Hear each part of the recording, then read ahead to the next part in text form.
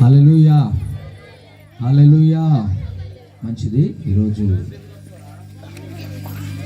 దేవుడు 2022వ సంవత్సరం మనం ముగించుకొని 2023లో మనం ప్రవేశించినటువంటి సందర్భాన్ని బట్టి రాత్రి 24 చర్చిలో మనం అందరం కలిసి ఆరాధన చేశాము. అలాగే ఉదయకాలపు ఆరాధనలో జనవరి ఉదయకాలపు ఆరాధనలో మనందరం ఆరాధన చేసి దేవుని వాగ్దానాలు తీసుకున్నాం, వాక్యాన్ని ధ్యానం చేశాం. అయితే ఈరోజు రాత్రికి పూర్తిగా ఎక్కువగా మనం చిన్నపిల్లలకి సమయాన్ని కేటాయించాం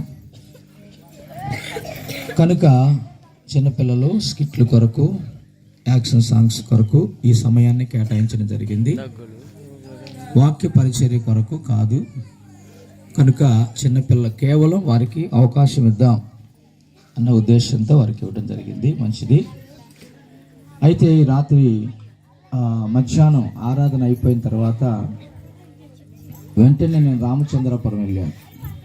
రామచంద్రాపురంలో ఒక ఇద్దరు భార్యాభర్తలు, మరొక సహోదరుడు ఈరోజు జనవరి 1 అని బాప్తీసం తీసుకోవటానికి సిద్ధపడితే నేను అలాగే సంసోన్ పాస్టర్ గారు, అదే స్థానిక పాస్టర్ గారు అందరం కలిసి వాళ్ళకి దగ్గరలో ఉన్నటువంటి ఏటికి వెళ్ళి వారిని తీర్మానం చేయించి బాప్తీసం ఇచ్చి రావడం జరిగింది.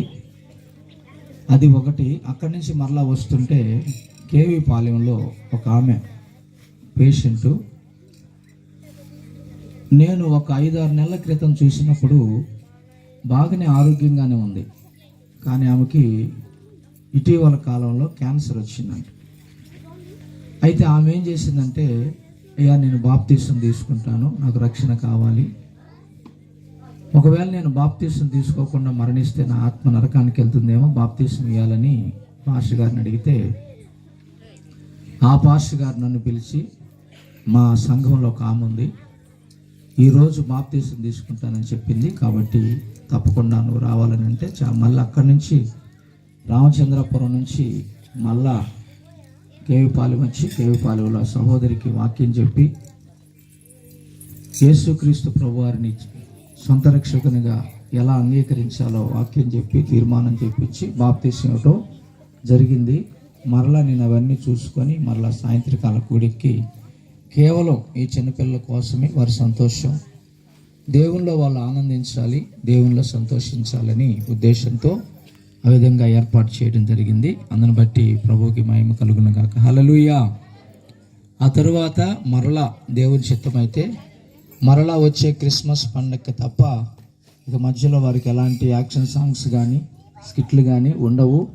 మరలా దేవుని చిత్తమైతే వచ్చే క్రిస్మస్కి, మరలా నెక్స్ట్ జనవరికి, ఈ మధ్యలో ఏమిటంటే మరలా వాళ్ళ స్టడీస్లోకి వాళ్ళు వెళ్ళిపోతారు, వాళ్ళ చదువుల్లోకి వాళ్ళు వెళ్ళిపోతారు, వాళ్ళ అనుదిన ఏ కార్యక్రమాలు అయితే ఉన్నాయో ఆ కార్యక్రమాల్లోకి ఎవరి వాళ్ళు వెళ్ళిపోతారు. దాన్ని బట్టి ప్రభువుకి మహిమ కలుగును గాక.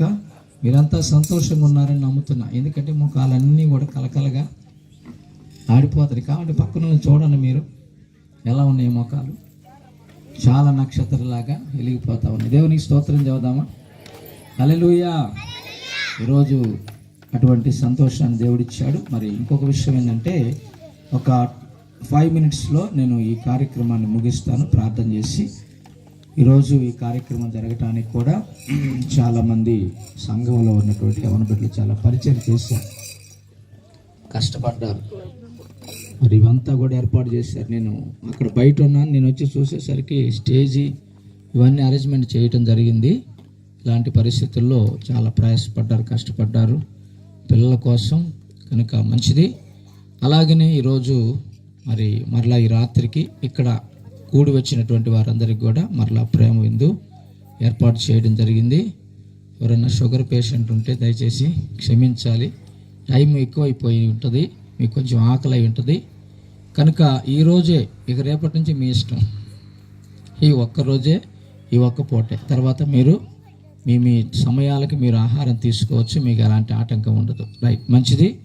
ఆ విధంగా ఈరోజు మధ్యాహ్న కాలంలో, ఈరోజు రాత్రి కాలంలో సహోదరుడు ప్రభుకుమారు వాళ్ళ కుటుంబం సంఘం కొరకై ప్రేమను ఏర్పాటు చేసి